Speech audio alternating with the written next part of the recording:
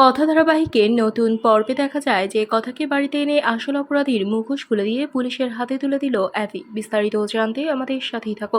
সব প্রমাণ যখন কথার বিরুদ্ধে চলে গিয়েছে তখন সবাই বুঝতে পারে যে কথার জামিন হবে না। তখন অ্যাভির মা খবরের কাগজে দেখে থানার বারান্দায় মুকুট রেখে চলে যায়, আর কোর্টে 1 ঘন্টা মুলতবি ঘোষণা করলে অ্যাভি বাইরে চলে যায়। আর কিছু ভেবে না পেয়ে থানায় চলে যায় অ্যাভি। গিয়েই খবরের কাগজের নিচে মুকুট দেখে চমকে ওঠে অ্যাভি।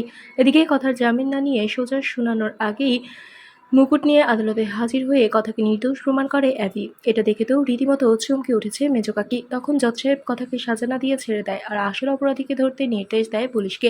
এদিকে বাড়িতে ফিরে কথা ও বহুবাড়ির অপমান হয়েছে দেখে অ্যাভি নিজে আসল অপরাধীকে শাস্তি দিবে বলে ঠিক করেছে।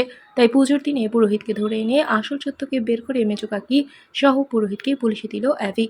তুমি যদি কোনো অপরাধ করে না থাকো তাহলে পুরোহিতকে দেখে ভয় কেন পাচ্ছ? তো বন্ধুরা, এবার কি হতে চলেছে সবটা জানতে আমাদের সাথেই থাকো। এখনই একটি লাইক দিয়ে এবং কমেন্ট করে জানিয়ে দাও তোমাদের মতামত। ধন্যবাদ।